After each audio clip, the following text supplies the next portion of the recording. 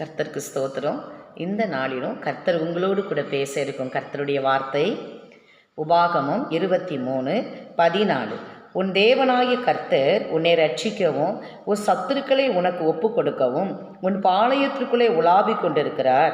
ஆகையால் அவர் உன்னிடத்தில் அசுசியான காரியத்தை கண்டு உன்னை விட்டு போகாதபடிக்கு உன் பாளையம் சுத்தமாயிருக்க கடவது. ஆமேன், அல்லேலூயா. ஒவ்வொரு நாளும் ஆண்டவராகிய இயேசு கிறிஸ்து நம்ம நடுவிலே உலாவி நமக்கு விரோதமாக இருக்கிற சத்துருக்களை நம்ம கையில் ஒப்பு கொடுக்கவும் நம்மளை ரட்சிப்பதற்கும் நம்ம பாளையத்தை உலாவி வருகிற கர்த்தராக என்ன செய்கிறாரு இருக்கிறார். அதனால தான் இன்றைக்கு சொல்கிறாரு, உன் பாளையம் எப்பொழுது என்ன செய்யட்டும், சுத்தமாக இருக்கட்டும். உங்களுக்கு விரோதமாக, உங்கள் சரீரத்துக்கு விரோதமாக, உங்கள் ஜீவனுக்கு விரோதமாக போராடுகிற எல்லா சத்துருடைய போராட்டங்கள் பலவீனங்களை அழிப்பதற்காக உங்களுடைய சரீரத்துக்குள்ளே அவர் ஆளுகை செய்கிற தேவனாக இருக்கிறார். உங்கள் ஆவி ஆத்துமா சரீரத்துக்குள்ள ஆவியானவர் ஆளுகை செய்யும்போது இந்த ஜீவனுக்கு விரோதமான எந்த போராட்டமாக இருந்தாலும் அந்த போராட்டங்களை கர்த்தர் அழித்து நம்மளை ரட்சிப்பதற்கு அவர் உண்மையுள்ளவராக இருக்கிறார். அதனால தான் சொல்கிறாரு, உன்னை ரட்சிப்பதற்கும் உன் சத்துருக்களை உன் கையில் ஒப்பு கொடுப்பதற்கும் நான் உன்னுடைய பாளையத்தை நான் உலாவி வருவேன். அப்போது அந்த நேரம் அங்கே இருக்கிற அசுத்தத்தை கண்டு நான் விலகி போகாதபடி உன் பாளையம் சுத்தமாக இருக்கட்டும். நம்மளுடைய ஆவி ஆத்மா சரீரம் ஜீவனுக்கு விரோதமாக இருக்கிற சத்துருக்களை அழித்து நம்மளை ரட்சிக்கும்படி நம்மளுடைய ஆவி ஆத்மா சரீரத்தில் பரிசுத்த ஆவியானவர் நம்மளை ஆளுகை செய்து கொண்டிருக்கிறார். நமக்குள் தங்கி அவர் வாசம் செய்து கொண்டிருக்கிறார். அப்போ நம்ம எந்த தேவனுக்கு பிடித்தமில்லாத அசுத்தமான காரியங்களை செஞ்சிட்டோம், பாவத்தை செஞ்சிட்டோம், தேவனுக்கு பிடித்தமில்லாத காரியத்தை தீட்டான காரியத்தை செஞ்சிட்டோன்னா அவர் நம்ம நடுவிலே நம்ம அந்த சரீரத்துக்குள்ளே தங்கி நம்மளை பாதுகாக்க முடியாது. அப்போ எப்பொழுதுமே கர்த்தருடைய பாதுகாப்பு நமக்கு வேணும். நம்ம ஜீவனுக்கு விரோதமாக இருக்கிற போராட்டங்கள் நம்மளை மேற்கொள்ளக்கூடாது. நம்ம சரீர பலனுக்கு விரோதமாக இருக்கிற போராட்டங்கள் மேற்கொள்ளாமல் இருக்கணும். இன்றைக்கி எத்தனையோ பேருடைய சரீரத்தில் எத்தனையோ பலவீனங்கள் இருக்குது, அதெல்லாம் நம்மளை மேற்கொள்ளாமல் இருக்கணும். அப்படின்னா ஒவ்வொரு நாளும் நம்முடைய ஆவி ஆத்துமா சரீரத்தை பரிசுத்தமாய் காத்து கொள்ளும்போது எந்த பலவீனமும் மேற்கொள்ள முடியாது. உலகத்தில் உபத்திரம் உண்டுன்னு தான் சொல்லியிருக்கிறார். பலவீனம் வரும், ஆனால் அது நம்மளை மேற்கொள்ளாமல் இருக்கணும்னா அனுதினமும் ஒரு தேவ பிள்ளைகள் நமக்கு எதிராய் வருகிற பாவத்தை மேற்கொள்ளுகிறவர்களாக இருக்கணும். கண்ணின் இச்சையை மேற்கொள்ளணும், செவியின் இச்சையை மேற்கொள்ளணும், வாயின் வார்த்தைகள் தேவையில்லாத வார்த்தைகள் நம்ம என்ன செய்யணும், மேற்கொள்ளணும். அப்பொழுது ஆவியானவர் நம்மளை ஆளுகை செய்து நம்மளை வழி நடத்துகிறவராக இருக்கிறார். இந்த ஜீவனுக்கு விரோதமாக இருக்கிற போராட்டங்கள், நம்ம சரீர சுகத்துக்கு விரோதமாக இருக்கிற போராட்டங்களை கர்த்தர் அழிக்கிறவராக, அதிலிருந்து நம்மளை விடுவிக்கிறவராக ரட்சிக்கிறவராக இருக்கிறார். அப்போ எப்பொழுதுமே இந்த சரீரமாகிய பாளையத்தை பரிசுத்தமாய் காத்துக்கொள்வோம். அப்பொழுது சொல்றாரு, உனக்கு விரோதமாய் உருவாக்கப்படும் எந்த ஆயுதமும் வாய்க்காதே போகும். உன் ஜீவனை யாரும் தொட முடியாது, உன் சரீர சுகத்தை யாரும் எடுக்கவோ அழிக்கவோ முடியாது, சாத்தான் அதை மேற்கொள்ள முடியாதுன்னு சொல்றார். அப்போ ஒவ்வொரு நாள் சத்துரு நம்மளை மேற்கொள்ளாமல் இருக்கணும்னா நமக்கு விரோதமாய் வருகிற பாவங்களை நம்ம பரிசுத்த ஆவியானவர் துணையோடு கூட அதை மேற்கொள்ளுகிற பிள்ளைகளா என்ன செய்யணும், இருக்கணும். ஆமேன். அதுபோல சொல்றாரு, இன்னொன்று நம்ம வீடு ரொம்ப முக்கியம். நமக்குள்ளேயே அவர் உலாவி வருகிறார். அடுத்து சொல்கிறார், நம்ம தங்கியிருக்கிற பாளையமாகிய வீடு அதற்குள்ளேயே அவர் உலாவி வருகிறவராக இருக்கிறார். ஏன்னா நாம் அங்கே தங்கி இருக்கிறோம். நம்ம நிமித்தமாக எப்பொழுதுமே நம்ம வீட்டுக்குள்ளே ஏசப்பா வந்து போவார். அப்போ அவர் வரும்போது நம்ம கூடாரத்துக்குள்ளே தேவனுக்கு பிடித்தமில்லாத எந்த அசுத்தமான அருவருப்பான காரியங்கள் நம்ம கூடாரத்துக்குள்ளே என்ன செய்யக்கூடாது, இருக்கக்கூடாது. அதை தங்கியிருக்கிற கூடாரமாகிய வீடை எப்பொழுது நம்ம பரிசுத்தமாக வைத்துக்கொள்வோம். அரும்பான சகோதரிமார்கள், வீடை சுத்தம் பண்ணுகிற காரியங்களில துரிதமாய் செயல்படுங்க. அதிகாலமே எழும்பி முதலாவது வீடை பரிசுத்தப்படுத்துங்க, வீடை சுத்தமாக்குங்க.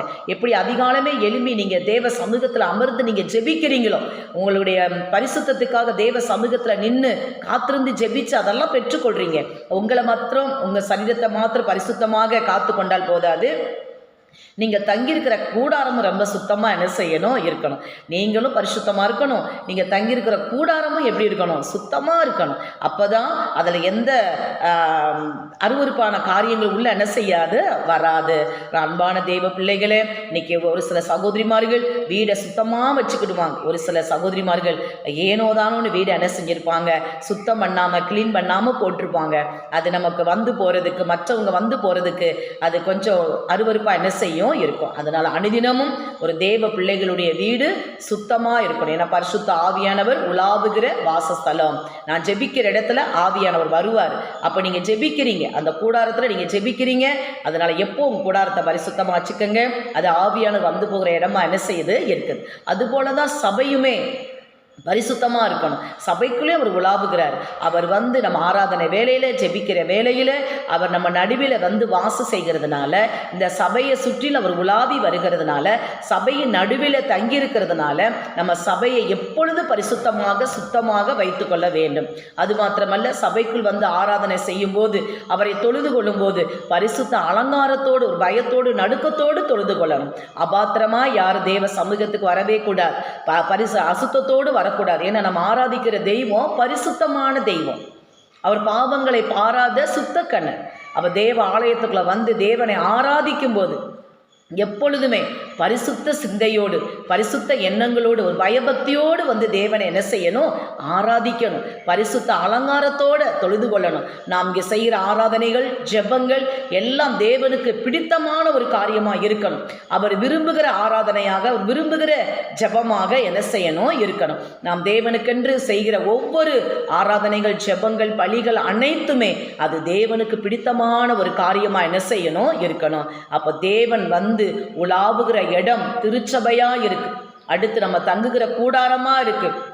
அடுத்து நம்மளுடைய சரீரமாக இருக்குது. அதனால் எப்பொழுதுமே நம்ம சரீரத்தையும், நம்ம தங்கியிருக்கிற கூடாரத்தையும் நம்ம ஆராதிக்க, நம்ம தொழுது கொள்ள வருகிற தேவ சபையவும் நம்ம பரிசுத்தமாக காத்துக்கொள்ளுவோம், சுத்தமாக வைத்து கொள்ளுவோம். ஏன்னா சர்வ வல்லவர், நம்ம ஆராதிக்கிற அன்பு தெய்வம் அது பரிசுத்தமான தெய்வம். ஆண்டவராக இயேசு கிறிஸ்து அவர் பரிசுத்தமான தெய்வம். நம்ம ஆராதிக்கிற கர்த்தர் அவர் பரிசுத்தமான தெய்வம். பரிசுத்த ஆவியானவர் எப்பொழுது வந்து நம்ம நடுவில் உலாவி நம்மளை ஆசீர்வதிக்கணும், நம்மளை பாதுகாக்கணும், நமக்கு விரோதமாக இருக்கிற சத்துருக்களை ஒப்பு கொடுக்கணும்னா நாம் எப்பொழுது பரிசுத்தமாய் இருந்து அவரை ஆராதனை செய்வோம். கர்த்தர் பெரிய காரியங்களை செய்வார். கர்த்தர் தாம் இந்த வார்த்தையின்படி உங்களை ஆசீர்வதிப்பாராக. ஜெபிக்கலாம். ஆமாண்டவரே, நீர் விரும்புகிற பரிசுத்தம் எங்களுக்கு வேணும். நாங்கள் விரும்புகிற பரிசுத்தம் அல்ல, நீர் விரும்புகிற பரிசுத்தம். நாங்கள் எப்படி வாழ வேண்டும், எப்படி உம்மை ஆராதிக்க வேண்டும், எப்படி கூடாரத்தை நாங்கள் பரிசுத்தமாக வைத்துக்கொள்ள வேண்டும் என்று சொல்லி நீங்கள் விரும்புகிறீர்களோ அதன்படி எங்கள் சரீரத்தை பரிசுத்தமாய் காத்துக்கொள்ள, நாங்கள் தங்கியிருக்கிற கூடாரத்தை பரிசுத்தமாய் காத்துக்கொள்ள, நாங்கள் ஆராதிக்க வருகிற திருச்சபையவும் நாங்கள் பரிசுத்தமாய் காத்துக்கொள்ள, திருச்சபைக்குள் வருகிற நாங்களும் பரிசுத்தமாய் வந்து உம்முடைய பணிகளை செய்ய, உம்மை ஆராதிக்க எங்களுக்கு வேண்டிய கிருபையவும் ஞானங்களையும், கர்த்தருக்கு பயப்படுற பயத்தையும் பரிசுத்தத்தையும் தந்து எங்கள் எல்லாரையும், தேவ ஜனங்கள் அனைவரையும் ஆசீர்வதிக்கும்படி நாங்கள் ஜெபிக்கிறோம். நீர் விரும்புகிற பரிசுத்தத்தை எங்களுக்கு தார். அப்படி செய்ய போகிற தயவுக்காக நன்றி. இயேசு கிறிஸ்துவின் வல்லமை உள்ள நாமத்தில் வேண்டிக் கொள்கிறோம் பிதாவே. ஆமேன், ஆமேன். ஸ்தோத்திரம்.